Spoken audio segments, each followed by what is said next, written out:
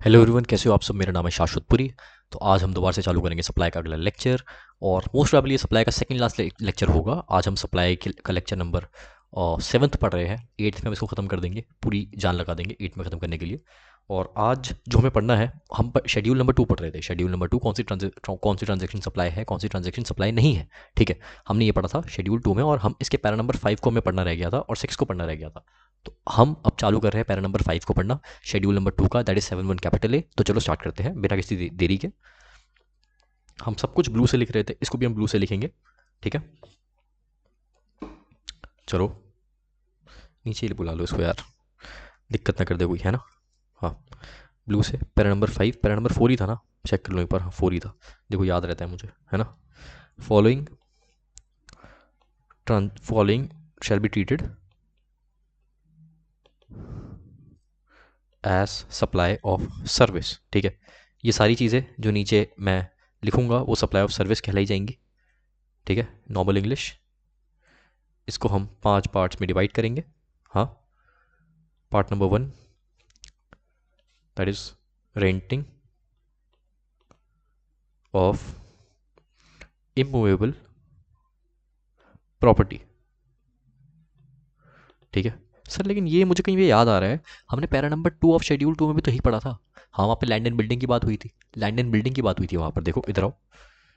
कहाँ गया para number 2? Para number 2 ये रहा, देखो यहाँ पर लीज ईजमेंट टेनेंसी, मतलब इसको आप ऐसे भी याद कर सकते हो। देखो, टेल, TELL। ठीक है, लीज और मतलब टी से टेनेंसी, ई से ईजमेंट, एल से लाइसेंस एंड लीज, दोनों। ठीक है, तो ये मैंने आपको वहाँ बताना भूल गया था, तो यहाँ बता रहा हूँ आपको। ठीक है, वैसे तो ऐसे भी कोई सिंपल है। तो देखो मैं क्या कह रहा हूँ, यहाँ पर लैंड एंड बिल्डिंग की बात हो रही थी, लैंड एंड बिल्डिंग की, लेकिन यहाँ पर इमूवेबल प्रॉपर्टी की बात हो रही है, इमूवेबल प्रॉपर्टी की, जिसमें लैंड एंड बिल्डिंग तो आता है, लेकिन लैंड एंड बिल्डिंग के अलावा भी अगर कोई इमूवेबल प्रॉपर्टी है, अगर कोई immovable property other than land and building भी है, तो वो यहाँ पर शेड्यूल 2 के पैरा नंबर 5 के पॉइंट ए में उसको इंक्लूड किया जा रहा है, उसको इंक्लूड किया जा रहा है कि अगर लैंड और बिल्डिंग के अलावा भी कोई इमूवेबल प्रॉपर्टी बच रही है, रिमेनिंग, तो यहाँ पर इस रिमेनिंग वाले को इंक्लूड भी किया जा रहा है। ठीक है, ये तो है, साथ में 1+1 तो है, साथ में एक और 1 को ऐड किया जा रहा है जो रिमेनिंग है। ठीक है, चलो कहाँ गया, ये रहा, रेंटिंग ऑफ इमूवेबल प्रॉपर्टी। हाँ ठीक है, ये हो गया पहला पॉइंट नंबर ए। यहाँ पे लिख देता हूँ मैं,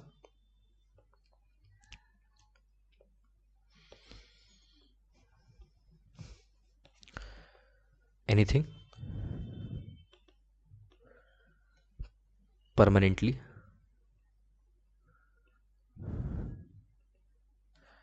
फास्टेंड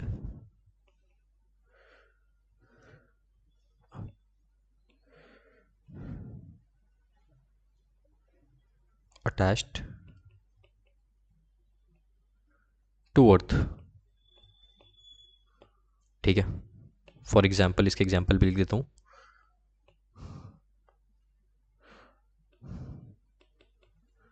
कोई मशीन ऐसी है, मशीन भी कुछ ऐसी होती है जो परमानेंटली अटैच होती है। ठीक है, और लैंड से लैंड से, और उसके बाद आप विंडोज़ ले लो या डोर्स ले लो। ठीक है, कुछ डोर्स भी होते हैं, इसको भी आप, भाई डोर की स्पेलिंग, इसको भी आप इमूवेबल प्रॉपर्टी बोल सकते हो। तो मतलब जो ये वाला पैरा है ना, और जो पैरा नंबर 2 है, पैरा नंबर 5 और पैरा नंबर 2 के पॉइंट नंबर ए में जो डिफरेंस आ रहा है वो ये चीज़ है कि यहाँ पर ना, इस यहाँ पर इस वाले पॉइंट को भी इंक्लूड किया गया है कि कोई भी ऐसी चीज़ जो परमानेंटली अटैच्ड है, जो परमानेंटली अटैच्ड है लैंड से, जो परमानेंटली अटैच्ड है लैंड से, ये लैंड है, ये लैंड से परमानेंटली अटैच्ड है, इसको भी इमूवेबल प्रॉपर्टी कंसिडर किया जाएगा। साथ में बिल्डिंग जो है, ठीक है, या फिर कोई लैंड है, ये जो लैंड है इसको भी कंसिडर किया जाएगा, साथ में इस चीज़ को भी कंसिडर किया जाएगा। तो इस चीज़ के लिए मुझे लगता है कि गवर्नमेंट ने इसको इंक्लूड किया है इस डेफिनेशन में। ठीक है, इस डेफिनेशन मतलब इस पैरा में अलग से इस पॉइंट को इंक्लूड किया है गवर्नमेंट ने इस चक्कर में, ताकि ये वाली चीज़ भी इंक्लूड हो पाए जो परमानेंटली अटैच्ड है अर्थ से। ठीक है, फॉर एग्जांपल ये सारी चीज़ें जो मैंने लिखी है, ये बुक में नहीं है, ये मैंने थोड़ा देखा था। ठीक है, ये चीज़ है। चलो ओके, उसके बाद पॉइंट नंबर बी पे हम आते हैं। इसको मैं ना थोड़ा नीचे करके लिखता हूँ। हाँ, ठीक है, क्या ये हो पाएगा? चलो कर ही देंगे यार, छोड़ो छोड़ो।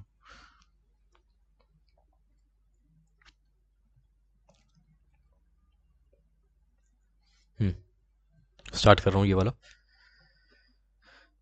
Point number B, construction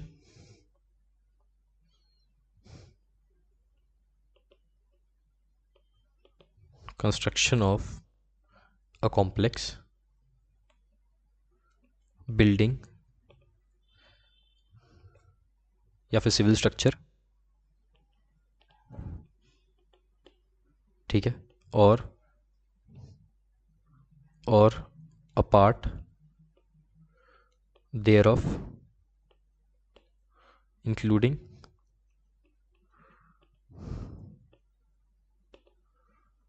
a complex or building intended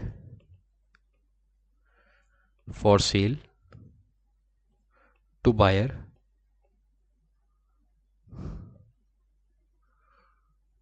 wholly or partly, ठीक है, except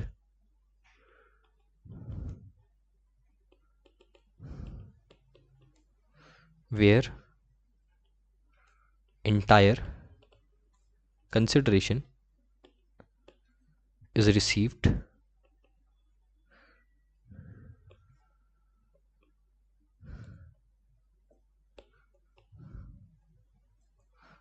इसको हम दो पार्ट में डिवाइड करेंगे।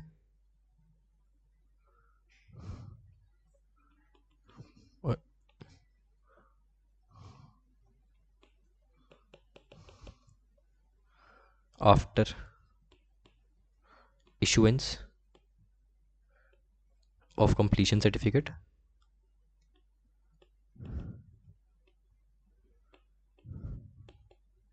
ठीक है, दूसरा, और आफ्टर इट्स फर्स्ट ऑक्यूपेशन,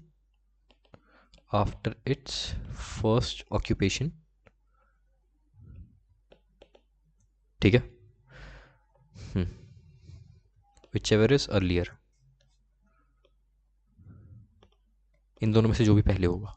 हाँ, तो अब चलो इसको समझाता हूँ मैं आपको, ठीक है, इस पे एक मैं बॉक्स ही बनाऊंगा इस वाले पॉइंट के लिए, ठीक है, बस एक सेकंड रुको, इसको ना मैं ज़रा इसमें बंद कर दूँ।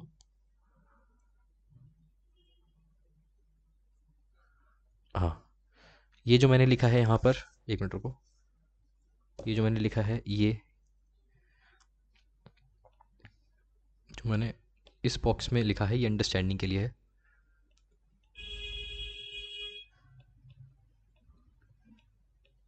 ठीक है, ये अंडरस्टैंडिंग के लिए है, समझने के लिए, ठीक है। चलो आगे, अब देखो इस वाले पैरा नंबर 5 के शेड्यूल 2 का पॉइंट नंबर बी समझो। अगर मैं पहले इसको पढ़ रहा हूँ, ठीक है, अगर कोई कंस्ट्रक्शन हो रहा है किसी कॉम्प्लेक्स का, किसी बिल्डिंग का, किसी सिविल स्ट्रक्चर का, ठीक है, तो मतलब देखो, अगर construction of a complex building और सिविल स्ट्रक्चर, ठीक है, including a complex building intended for sale to the buyer wholly और पार्टली, ठीक है, ये बिल्डिंग है, इसका कंस्ट्रक्शन हो रहा है, ठीक है, और इसको ना बाद में किसी बायर को बेचना है, ठीक है, या तो बिल्डिंग पूरी, या तो इसका कुछ पोर्शन, या तो इसका कुछ पोर्शन, या तो बिल्डिंग पूरी, या तो इसका कुछ पोर्शन, ठीक है, आगे बायर को बेचना है, ठीक है, और देखो इसको हम जब ये होगा ना, इसको हम सप्लाई ऑफ सर्विस बोलेंगे, इसको सप्लाई ऑफ सर्विस बोलेंगे, ठीक है, देखो सप्लाई ऑफ सर्विस बोलेंगे, यहाँ पे ऊपर मैंने लिखा है, लेकिन कब कब इसको सर्विस नहीं बोलेंगे, कब इसको सप्लाई ऑफ सर्विस नहीं बोलेंगे, इसको तब नहीं बोलेंगे जब जब मान लो ये बिल्डिंग है, ठीक है, मान लो ये बिल्डिंग है, इसकी कंप्लीशन की सर्टिफिकेट, कंप्लीशन सर्टिफिकेट मतलब कंस्ट्रक्शन की कंप्लीशन सर्टिफिकेट मिलता है ना, कंप्लीशन सर्टिफिकेट अगर इसको मिला है कंसिडरेशन देने के बाद, ठीक है, सॉरी, कंसिडरेशन मिला है कंप्लीट, आई एम सॉरी, मैंने गलत बोल दिया, ये बिल्डिंग है, ठीक है, ये बिल्डिंग है, मान लो इसका जो है 31/1/24 को इसका कंप्लीशन सर्टिफिकेट मिला है, ठीक है, इस बिल्डिंग का, ठीक है, कंप्लीशन सर्टिफिकेट मिला है इस बिल्डिंग का, हाँ, और कंसिडरेशन मिला है 2/24 को, मतलब इस बिल्डिंग को खरीदने का कंसिडरेशन मिला है, ठीक है, 2/24 को, मतलब कंप्लीशन सर्टिफिकेट पहले मिला है, कंसिडरेशन बाद में मिला है, ठीक है, तो इस केस में इसको सप्लाई ऑफ सर्विस नहीं बोलेंगे, no supply of service, no supply of service. ठीक है, ये सप्लाई ऑफ सर्विस नहीं माना जाएगा। क्यों नहीं माना जाएगा?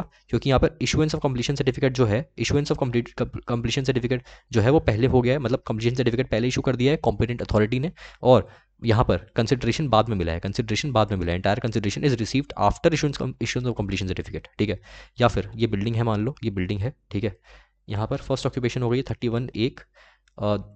31/1/2024 को, फर्स्ट ऑक्यूपेशन, ये इस केस की बात कर रहा हूँ मैं, ठीक है, इस केस की बात कर रहा हूँ मैं।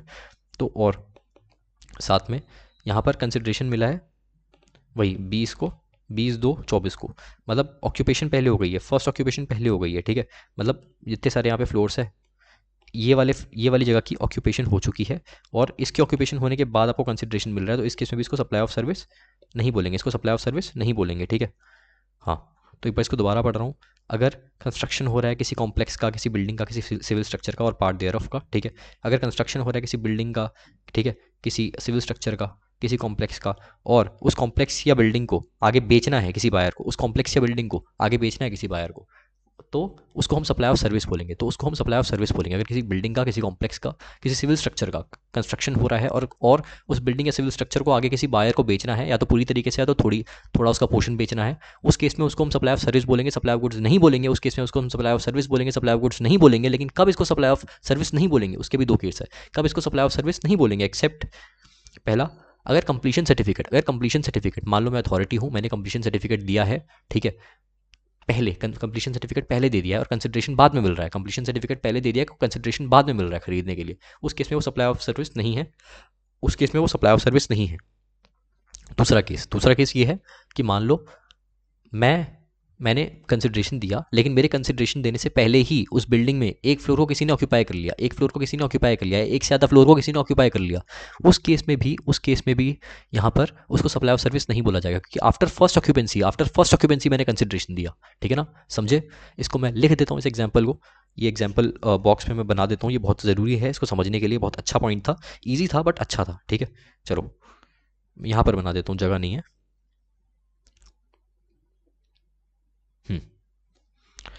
इसको दो पार्ट में डिवाइड करूंगा मैं। ठीक है, अब मान लो, ठीक है, ये मान लो अथॉरिटी है,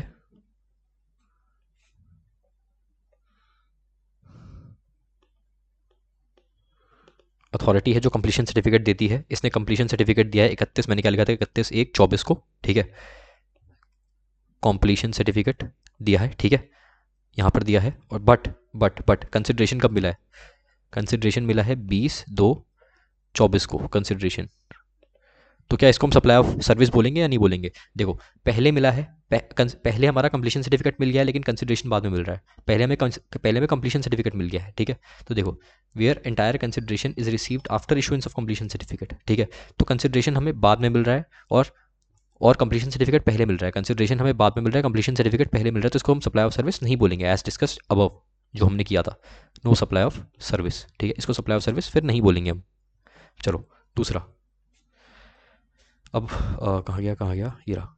अब मान लो ये बिल्डिंग है, ठीक है, और इस बिल्डिंग में काफ़ी सारे फ्लोर्स है, ये काफ़ी सारे फ्लोर्स है, हाँ, ये हर एक बॉक्स एक फ्लोर है बिल्डिंग में, ठीक है, और ये वाला जो बॉक्स है ना, ये वाला, ये जो मैंने क्रॉस लगाया है, ठीक है, इस वाले बॉक्स को किसी ने ऑक्यूपाई कर लिया, इस वाले बॉक्स को किसी ने ऑक्यूपाई कर लिया। एक मिनट, कोई कलर है यहाँ पे? हाँ, ये रो, बताओ, कलर ही नहीं हुआ, कोई बात नहीं।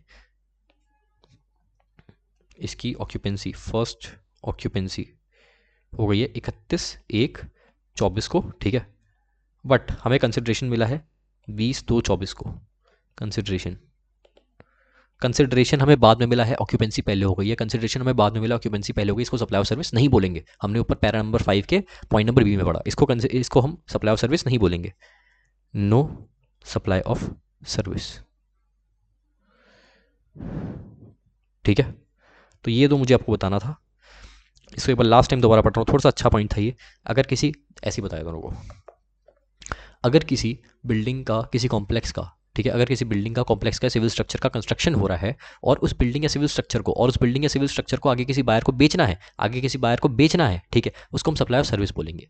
लेकिन इसको हम सप्लाई ऑफ सर्विस दो केस में नहीं बोलेंगे। अगर हमें कंप्लीशन सर्टिफिकेट मिल रहा है, अगर हमें कंप्लीशन सर्टिफिकेट मिल रहा है और कंसिडरेशन उसके बाद मिल रहा है, अगर हमें कंप्लीशन सर्टिफिकेट पहले मिल रहा है और कंसिडरेशन उसके बाद मिल रहा है, उसको हम सप्लाई ऑफ सर्विस नहीं बोलेंगे। या फिर अगर फर्स्ट ऑक्यूपेंसी होने के बाद हमें कंसिडरेशन मिल रहा है, फर्स्ट ऑक्यूपेंसी होने के बाद हमें कंसिडरेशन मिल रहा है बिल्डिंग या सिविल स्ट्रक्चर या फिर कॉम्प्लेक्स, ठीक है, उस केस में भी उसको सप्लाई ऑफ सर्विस नहीं बोलेंगे। इनके अलावा अगर कोई केस है, उनके अलावा भी अगर कोई केस है तो उसको हम सप्लाई ऑफ सर्विस बोलेंगे, ठीक है।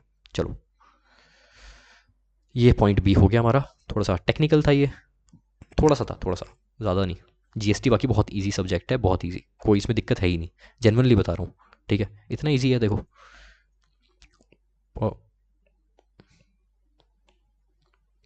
अब पढ़ेंगे पॉइंट नंबर सी। अब सारे छोटे छोटे हैं इसमें, अब सारे छोटे छोटे हैं, ठीक है। चलो, point number C, blue pen से लिखेंगे, हाँ ये रहा। टेम्पररी ट्रांसफ़र, टेम्पररी ट्रांसफ़र या फिर permitting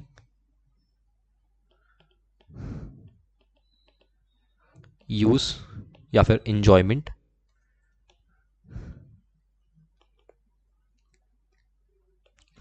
enjoyment of any intellectual property right, ठीक है। इंटेलेक्चुअल प्रॉपर्टी राइट क्या होती है हमारी, ये भी आपको बताया था।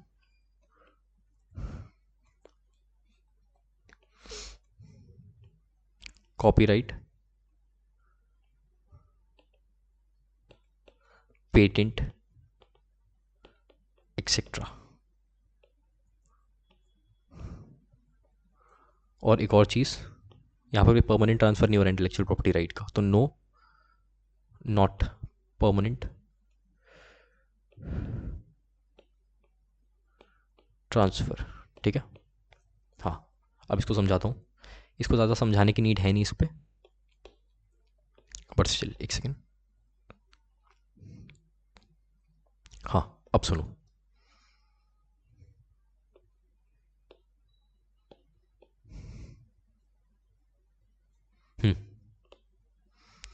लेज़र पेन ये रहा।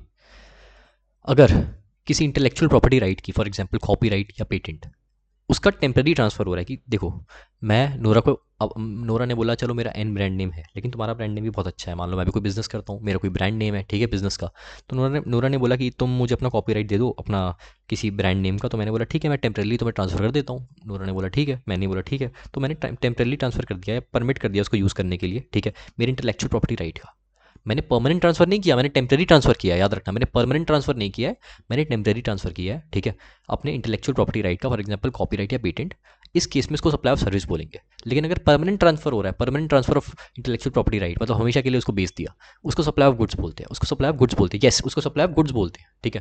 लेकिन अगर टेम्पररी ट्रांसफ़र हो रहा है ऑफ इंटेलेक्चुअल प्रॉपर्टी राइट का, उस केस में उसको हम सप्लाई ऑफ सर्विस बोलेंगे, उस केस में उसको हम सप्लाई ऑफ सर्विस बोलेंगे ऑफ इंटेलेक्चुअल प्रॉपर्टी राइट, ठीक है। Temporary transfer or permitting the use of intellectual property right shall be treated as supply of service as per para number 5 of schedule 2 section 7(1) capital A, ठीक है, of point C। चलो, इतनी detail में आपको learn करने की ज़रूरत नहीं है, आपको समझनी है चीज़ों को, ठीक है यार, पढ़ोगे तो ऐसा जैसे मैं बोल रहा हूँ वैसे ही याद हो जाएगा। मैंने भी भाई देखो वर्ड टू वर्ड नहीं रटा था चीज़ों को, जैसे जैसे पढ़ा धीरे धीरे चीज़ याद होती गई, दिमाग में बैठती गई, ठीक है। अब चीज़ें दिमाग में बैठ चुकी हैं बहुत सारी, तो इसीलिए मैं ऐसे बोल पाता हूँ, और मैं पढ़ा भी रहा हूँ, पढ़ाने से थोड़ा फ़ायदा भी होता है। चलो, तो ये मत सोचना इस तरीके से याद करना है, इस तरीके से याद करने की कोई नीड नहीं है। आप सी ए बी ए जैसा कोर्स कर नहीं रहे, है ना।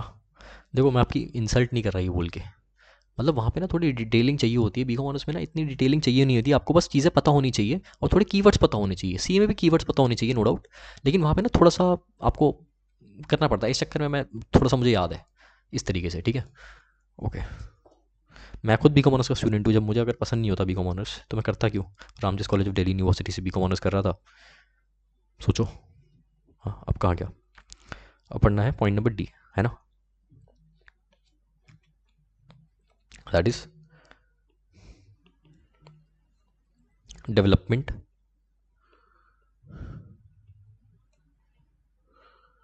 डिज़ाइन, प्रोग्रामिंग,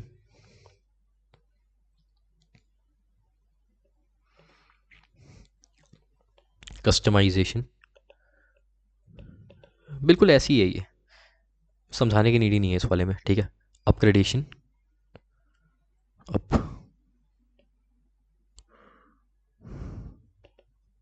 एडॉप्शन,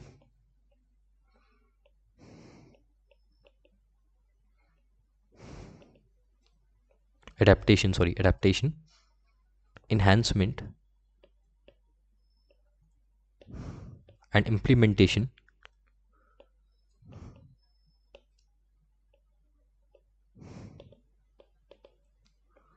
of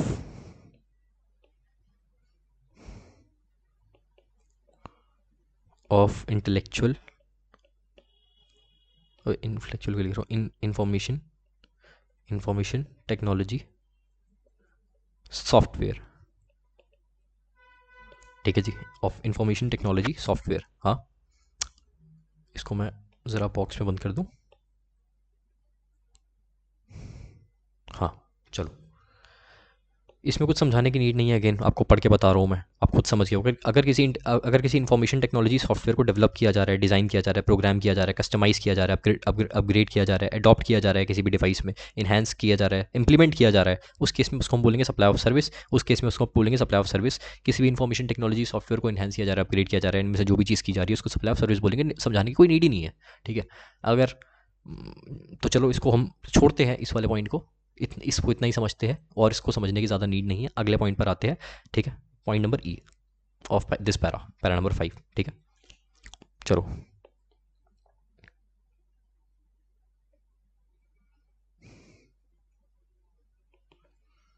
एक मिनट, इसको यहाँ नहीं, इसको ज़रा नीचे लेके जाना पड़ेगा। शिट, कोई बात नहीं, इधर आ जाओ भैया, एक मिनट, अब आ जाओ इधर।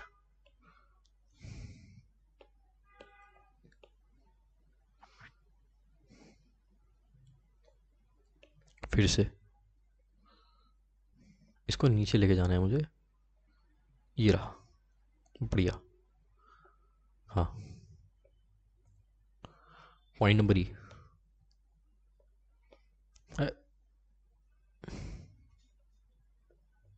पॉइंट नंबर ई, ठीक है। चलो, अब देखो पॉइंट नंबर ई क्या है, लिख रहा हूँ मैं, एग्रीइंग टू ऑब्लिगेशन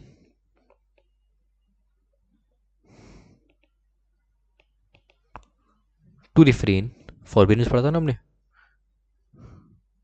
कंसिडरेशन की डेफिनेशन में, फ्रॉम एक्ट, वही है ये, फ्रॉम एक्ट और टॉलरेंस ऑफ एन एक्ट, किसी एक्ट को झेलना,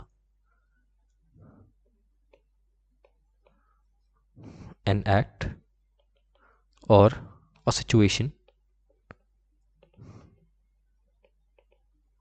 और टू डू एन एक्ट, ठीक है। हाँ, अगर आप एग्री कर रहे हो, एक मिनट यहाँ पे पेन ले लेता हूँ। अगर आप एग्री कर रहे हो कि सब किसी की आप फॉरबिडेंस करोगे, मतलब आप, अगर आप एग्री कर रहे हो कि आप किसी ऑब्लिगेशन को रिफ्रेन करोगे, मतलब कोई एम्प्लॉय है, एम्प्लॉयर एग्जांपल लिया था ना मैंने, एम्प्लॉयर किसी दूसरी कंपनी के एम्प्लॉय को बोल रहा है आप उसको छोड़ दो, उस कंपनी को छोड़ दो, बदले में आपको मैं XYZ चीज़ दूंगा, कंसिडरेशन दूंगा, इसको फॉरबिडेंस बोलते हैं। तो अगर कोई बंदा फॉरबिडेंस कर रहा है, या फिर कोई बंदा बोल रहा है ठीक है मैं ये काम करूंगा, मैं इस एक्ट को झेल लूंगा, किसी सिचुएशन को झेल लूंगा, या फिर कोई एक्ट कर दूंगा, तो इन सबको बोलेंगे हम सप्लाई ऑफ सर्विस। इन सबको बोलेंगे सप्लाई ऑफ सर्विस, फॉरबिडेंस को, किसी एक्ट को झेलने को, किसी काम को करने को, ठीक है, हम बोलेंगे सप्लाई ऑफ सर्विस। अगर कोई बंदा ऐसे बोल रहा है, ठीक है,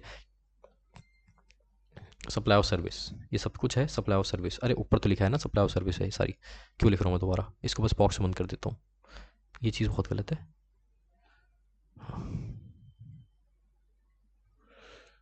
हाँ, चलो, अब देखो इसमें एक पॉइंट एफ पी है, इसमें एक पॉइंट एफ पी है, लेकिन वो मुझे समझाने की नीड नहीं लग रही, क्यों, मुझे इतना रिलेवेंट लगता नहीं है, ठीक है, बीकॉम ऑनर्स के लिए छोटा सा है। तो अगर किसी बंदे को हो कि मुझे जानना है, मुझे व्हाट्सएप पे मैसेज कर देना, बीकॉम ऑनर्स के लिए नीड नहीं लग रही, मैं बता नहीं रहा, ये 5 आप पढ़ लो, मुझे व्हाट्सएप कर देना या मेल कर देना, व्हाट्सएप ही कर देना यार, मेल पता लगे मैं देखूँ ना देखूँ, ठीक है, या फिर यूट्यूब का कमेंट, मैं उसमें आपको लिख दूंगा ये चीज़, ठीक है। हाँ, तो यहाँ तक हमने, इसको इरेज कर देता हूँ मैं, ये हमने पैरा नंबर 5 हमारा कंप्लीट कर लिया। पैरा नंबर 6 पर आते हैं। 6, देखो एक पैरा नंबर जो 6 है ना, एक मिनट, उसको समझाने से पहले मुझे कंसेप्ट नंबर 10 पर जाना पड़ेगा, ठीक है, पैरा नंबर 6 को समझाने से पहले कंसेप्ट नंबर 10 पर जाना पड़ेगा, फिर मैं आऊँगा पैरा नंबर 6 पर। और कंसेप्ट नंबर 10 बहुत अच्छा है, पैरा नंबर 6 के लिए इतनी स्पेस काफ़ी है। हाँ चलो, कंसेप्ट नंबर 10 पर मुझे आना पड़ेगा, that is composite and mix supply, that is composite and mix supply. हाँ यही है कॉन्सेप्ट नंबर 10। ओके हाँ, तो चलो हम स्टार्ट करते हैं कॉन्सेप्ट नंबर 10 हमारा, इसको नीचे करते हैं, ब्लैक पेन से हम लिखते हैं हमेशा कंसेप्ट का नाम, कंपोजिट एंड मिक्स्ड सप्लाई।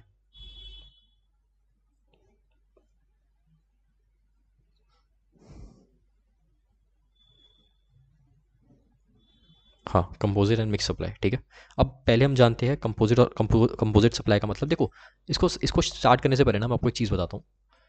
हमने अभी तक क्या किया है, सप्लाई का मतलब समझा है, as per 7.1a, as per 7.1b, as per 7.1c, 7.1 बचा है। फिर हमने क्या सीखा, शेड्यूल 2 में हमने क्या सीखा, 7.1 कैपिटल ए में कौन सी चीज़ सप्लाई ऑफ सर्विस है, कौन सी चीज़ सप्लाई ऑफ गुड्स है, यहाँ तक हमने समझा। हमने मेजरली सप्लाई समझ लिया कि सप्लाई क्या होता है, ठीक है। सप्लायर और रिसीवेंट के बीच में जो भी होता है, ठीक है, ट्रांजेक्शन, उसको हम सप्लाई बोलते हैं। और कौन सी चीज़ विदाउट कंसिडरेशन सप्लाई है, ये सब हमने सब कुछ पढ़ लिया, ठीक है, 7.1 को छोड़ के। इन शॉर्ट मैं आपको ये बोलना चाहता हूँ कि अब हमें ये जानना है कि सप्लाई तो ठीक है हमें पता है, अब कंपोजिट सप्लाई और मिक्स सप्लाई क्या है, ठीक है, कंपोजिट सप्लाई और मिक्स सप्लाई क्या है। तो चलो कंपोजिट सप्लाई से चालू करते हैं। मैं आपको बस ये समझाना चाहता था, हमें पता है सप्लाई क्या होता है, ठीक है, ये सप्लाई का ही एक्सटेंशन है। एक्सटेंशन बोलना मेरे को गलत सा लग रहा है थोड़ा, हाँ, राइट से लिखता हूँ इसको, composite supply, composite supply section 2 clause 30, ठीक है। इसको भी अंडरलाइन कर देता हूँ, इसने क्या गुनाह किया है। हाँ चलो, ऊपर कर देता हूँ इसको, blue pen, supply by taxable person, that is TP. भाई टैक्सेबल लिख देता हूँ भाई, तुम ना, क्योंकि पहली बार लिख रहा हूँ मैं। सप्लाई तो चलो मैं ऐसे ही लिखता हूँ, तो टैक्सेबल पर्सन है ये, ठीक है, सप्लाई बाय टैक्सेबल पर्सन, आगे टीपी लिखूंगा मैं, ठीक है, अभी लिख दिया, to recipient consisting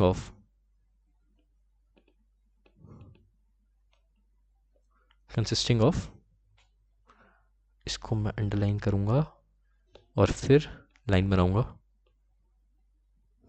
consisting of यहाँ पे 3 चीज़ आती है, 1 2 3। मैं इसको देखो इस तरीके से लिखता हूँ ताकि आप डेफिनेशन को दिमाग में घुसा सको अच्छे से, ठीक है। वैसे तो इसको आपको एक लाइन में ही लिखना है, ठीक है, इस तरीके से पेपर में लिखने की ज़रूरत नहीं है। आप इसको मर्ज करके एक लाइन में लिख दो, ठीक है, आपको समझाने के लिए मैं इस तरीके से लिखता हूँ, ये इजीली मर्ज हो जाएगी। मतलब चीज़ों को ना, डेफिनेशन में अलग अलग वर्ड्स होते हैं, ठीक है, जिनका अलग अलग तरीके से वो चीज़ों को जोड़ते हैं, तो मैं उन चीज़ों को जो जोड़ रहे हैं ना, उनको अलग अलग कर रहा हूँ ताकि आपको जुड़ती हुई चीज़ें दिखें, ठीक है, ताकि आपको समझ आए कि किस तरीके से कंपोजिट सप्लाई किस किन किन वर्ड से मिलकर बना है, ठीक है। तो उन वर्ड्स को मैं तोड़ रहा हूँ, इसका मतलब ये नहीं पेपर में आपको तोड़ के लिखना है, पेपर में आपको मर्ज करके लिखना है, ठीक है। चलो, अगर आता है क्वेश्चन इसका तो it's an important concept for the purpose of BCom honors exam and also for CA intermediate exam as well, because I paid for that. 2 or more taxable supply of goods या फिर service या फिर दोनों, और any combination there of,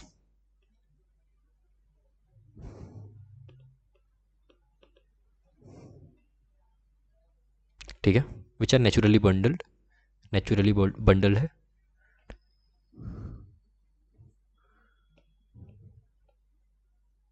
ठीक है जी। इसका मतलब क्या है मुझे ये भी बता दो आप। सर बता रहा हूँ भाई, ये क्या हो रहा है, ऐसे ही कर दो यार, जाने दो। एक साथ सेल किए जाते हैं, ठीक है, नेचुरली बंडल का मतलब है कि एक साथ सेल किए जाते हैं। हाँ हाँ, सप्लाई, देखो इसका एक और है, supply by taxable person to recipient consisting of 2 और more taxable supply of good service both और any combination there of which are naturally bundled, मतलब एक साथ सप्लाई किए जाते हैं। उसके बाद सप्लाइड इन कंजंक्शन ये CON है, ठीक है, con with each other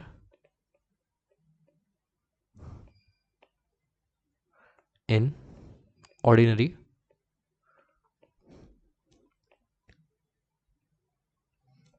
of business, one of which is principal supply, ठीक है, one of which is principal supply. चलो अब इसका मतलब समझते हैं। एक मिनट, समझने से पहले ना मैं यहाँ पे एक चीज़ और लिख दूँ। इन कंजंक्शन ऑफ का क्या मतलब है? इन कंजंक्शन विथ का in combination with,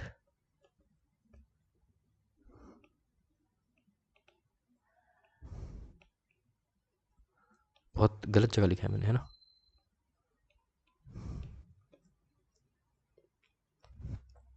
in conjunction with का मतलब है इन कॉम्बिनेशन विथ, ठीक है। अब देखो, चलो स्टार्ट करता हूँ। लेज़र पेन, देखो मोबाइल और चार्जर, पता है आपको, मोबाइल और चार्जर, इस डेफिनेशन को समझाने से पहले मैं आपको एक चीज़ बता रहा हूँ। मोबाइल और चार्जर आप जब भी खरीदते हो, ठीक है, तो क्या आप दोनों को साथ में खरीदते हो, दोनों को अलग अलग खरीदते हो? आप एप्पल की बात छोड़ो अभी, ठीक है। जनरली मोबाइल और चार्जर आप बोलोगे यार एप्पल तो देता ही नहीं चार्जर, है ना वो, बट वैसे आप जो मोबाइल खरीदते हो, चार्जर खरीदना आपकी नेसेसिटी है, राइट, है ना। तो मैं आपको ये चीज़ कहना चाह रहा हूँ इन शॉर्ट कि वो दोनों कंपोजिट सप्लाई है, वो दोनों कंपोजिट सप्लाई है, क्योंकि वो आपस में नेचुरली बंडल्ड है, वो आपस में नेचुरली बंडल्ड है, मतलब एक साथ सेल किए जाते हैं, एक साथ सेल किए जाते हैं, ठीक है। कंपोजिट सप्लाई का मतलब है टू और मोर टैक्सेबल सप्लाई, मोबाइल और and charger of goods or service or both और any combination there of which are naturally bundled, मतलब एक साथ सेल किए जाते हैं मोबाइल और चार्जर। टू और more taxable supply like mobile and charger, जो कि नेचुरली बंडल्ड है, जो कि एक साथ सेल किए जाते हैं, ठीक है। और सप्लाइड इन कंजंक्शन विथ, मतलब एक साथ के कॉम्बिनेशन में, वो दोनों कॉम्बिनेशन में सेल किए जाते हैं, ये दोनों कॉम्बिनेशन में सेल किए जाते हैं, ठीक है, इन the ordinary course of the business, ठीक है। आप खरीदने जा रहे हो, सामने वाला सप्लायर है, ट्रेडर है, वो ऑर्डिनरी कोर्स ऑफ बिजनेस में तो बेच रहा है आपको, है ना, ऑर्डिनरी कोर्स ऑफ बिजनेस में तो बेच रहा है, आपका रिश्तेदार नहीं है वो, ठीक है, और रिश्तेदार से भी खरीदे वो भी आपसे पैसे लेगा। तो देखो कुछ याद आ गया मुझे, छोड़ो। हाँ, one of which is a principal supply, one of which is principal supply. देखो प्रिंसिपल सप्लाई क्या होता है? प्रिंसिपल सप्लाई यहाँ पे मोबाइल। सर कैसे? देखो मोबाइल में जो मोबाइल जो है ना, मोबाइल उसमें, उस मोबाइल में है pre dominant element, pre dominant element. आप चार्जर खरीदने जाओगे, मोबाइल खरीदने जाओगे, मोबाइल खरीदने जाओगे, मोबाइल के साथ आप चार्जर खरीदोगे ना यार, मोबाइल को चार्ज करने के लिए, है ना। तो प्री डोमिनेंट एलिमेंट यहाँ पर क्या है? मोबाइल है। जो चीज़ प्री डोमिनेंट एलिमेंट है कंपोजिट सप्लाई में, उसको बोलेंगे प्रिंसिपल सप्लाई। जो चीज़ प्री डोमिनेंट एलिमेंट है कंपोजिट सप्लाई में, that will be called as principal supply. और ठीक है ना, और यहाँ पर जो टैक्स का रेट लगेगा ना, मान लो मोबाइल का टैक्स रेट है 18% फॉर एग्जाम्पल जीएसटी का, और चार्जर का टैक्स रेट है 12%, ठीक है।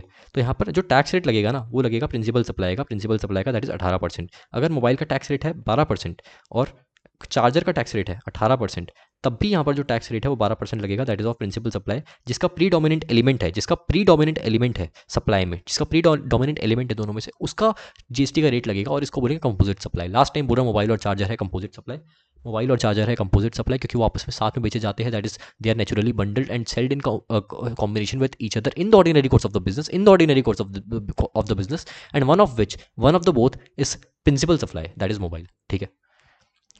Supply by taxable person to the recipient consisting of two or more taxable supply of goods or service or both or any combination thereof which are naturally bundled and supplied in conjunction with each other in the ordinary course of the business, one of which is a principal supply, अब चलो example पे आते हैं जल्दी से। Example क्या है इसके? ठीक है, एग्जाम्पल्स, सर एग्जाम्पल्स बता रहा हूँ। एक तो हमने कर लिया डिस्कस, मोबाइल विथ चार्जर, ये है हमारा। दूसरा एग्जाम्पल बताओ सर। बताता हूँ, टेलीविजन का सेट विथ वारंटी, मतलब वारंटी यहाँ पर हमारा प्रिंसिपल सप्लाई नहीं होगा, यहाँ पर टेलीविजन सेट हमारा प्रिंसिपल सप्लाई है, ठीक है, वारंटी उसके साथ आ रहा है as, and television set is predominant element here. हम टेलीविजन खरीद रहे हैं, वारंटी तो ही ना खरीद रहे हैं, हम टेलीविजन खरीदेंगे तभी तो वारंटी आएगी साथ में, ठीक है। आगे breakfast with hotel room booking,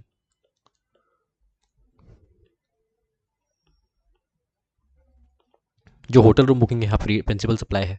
और ब्रेकफास्ट तो यार हम ब्रेकफास्ट के लिए थोड़ी ना मतलब बस जा रहे हैं, हमें होटल में रहना है, ब्रेकफास्ट हमें कॉम्प्लीमेंट्री मिल रहा है वहाँ पर, तो breakfast will not be treated as principal supply. Predominant element यहाँ पर रूम बुकिंग है होटल की, ठीक है।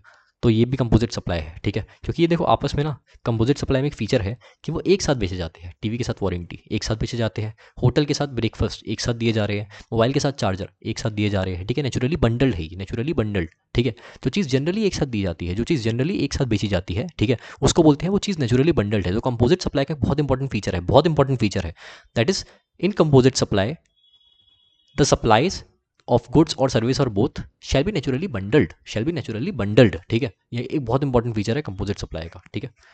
यहाँ पर आप देख भी रहे होगे, अरे यार लेज़र पेन, मुझे लगा लेज़र पेन चल रहा है, चलो कोई बात नहीं। हाँ। इसके बाद यहाँ पर टॉपिक है इसी का, tax liability on composite supply. ये चीज़ मैं आपको ऊपर बता चुका हूँ ऑलरेडी, इसको बस मैं लिख रहा हूँ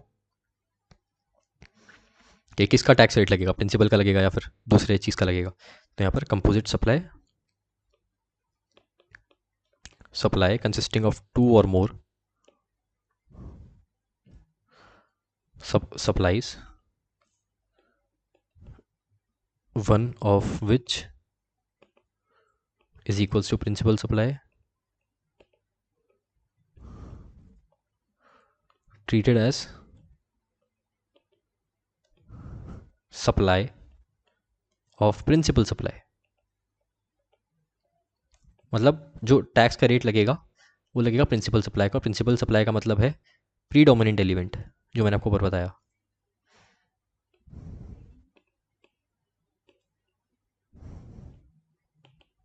ऑफ सप्लाई मतलब मोबाइल या फिर टेलीविज़न सेट या फिर होटल।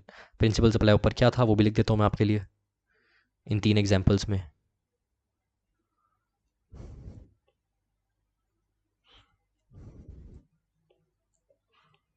पहले एग्जाम्पल में क्या था प्रिंसिपल सप्लाई, मोबाइल।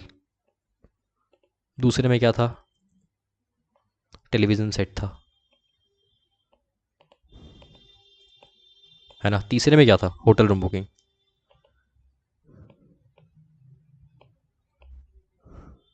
ये हमारे प्रिंसिपल सप्लाई के एग्जांपल्स थे, ठीक है। अब हम जल्दी से मिक्स सप्लाई पढ़ेंगे, हो सकता है मेरी वीडियो बंद हो जाए, मिक्स सप्लाई पढ़ने के बाद मैं आपको छोड़ दूंगा, ठीक है, मिक्स सप्लाई पढ़ने के बाद आपको छोड़ दूंगा। हाँ चलो, ये वाला कंसेप्ट भी खत्म हो जाएगा, फिर हम कल की क्लास में हम शेड्यूल 2 का part number para number 6 complete करेंगे, और फिर हम इस पूरे चैप्टर के लास्ट कंसेप्ट पे हम पहुंच जाएंगे, फिर कल हमारा चैप्टर पूरा खत्म हो जाएगा, ठीक है। मिक्स सप्लाई सुन के जाना, ऐसे मत जाना। चलो,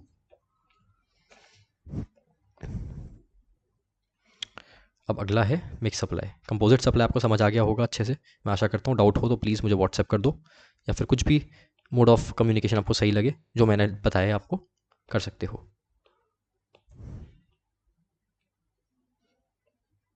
मिक्स सप्लाई हो गई मेरी वीडियो बंद, बट हमें आज ये ख़त्म करना है मिक्स सप्लाई, ठीक है। That is 74।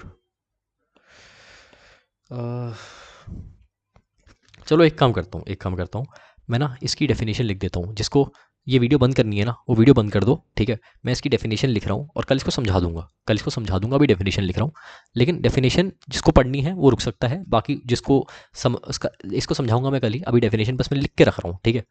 आप चले जाओ, जिसको जाना है बाय, मैं डेफिनेशन लिख के जाऊँगा, ठीक है। ओके चलो, इसका मतलब है मीन्स, मिक्स सप्लाई का मतलब है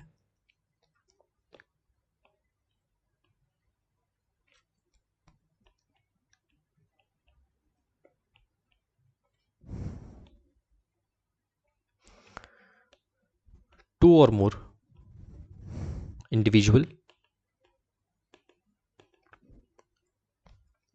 supplies of goods or service or both, or any combination thereof, ठीक है, made in conjunction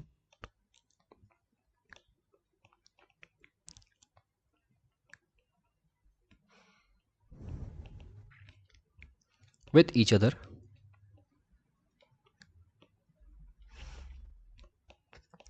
for a single price,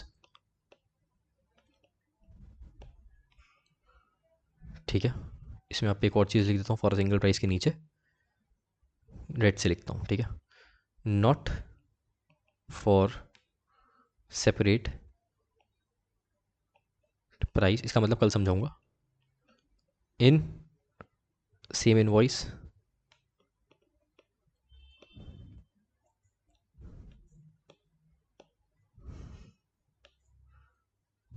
और डिफरेंट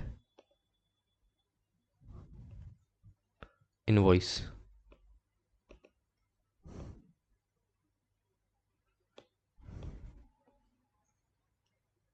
हाँ, और यहाँ पे last, and such supply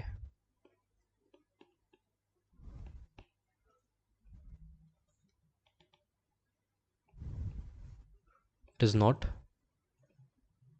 constitute as composite supply। जो एंड तक रुके हैं, थैंक यू सो मच पहले तो। और आपको हो सकता है ये देख के ही आपको डेफिनेशन समझ आ गई हो कंपोजिट सप्लाई समझने के बाद, और कल मैं इसको समझाऊंगा, इस डेफिनेशन को। इसको समझाने के बाद हम चालू करेंगे ये चालू करेंगे पैरा नंबर 6, जो कि लास्ट पैरा है इसका ऑफ शेड्यूल 2। और यहाँ पे हमने टिक नहीं मारा था, तो मैं टिक मार दूँ ज़रा। 2 हमारे हो चुके हैं, 4 और 5, 6 बचा है। 6 हम करेंगे। मिक्स सप्लाई की डेफिनेशन हम कल समझेंगे, हमने लिख ली है, ठीक है। और उसके बाद हम लास्ट कंसेप्ट करेंगे, कंसेप्ट नंबर 11 हम चालू करेंगे, दैट इज शेड्यूल 3। फिर ये चैप्टर फुल स्टॉप लग जाएगा। हम फिर उसके बाद चालू करेंगे RCM, that is reverse charge mechanism. कल मोस्ट प्रोबेबली इस चैप्टर की लास्ट क्लास होगी। मिलते हैं नेक्स्ट क्लास में। Thank you so much for listening.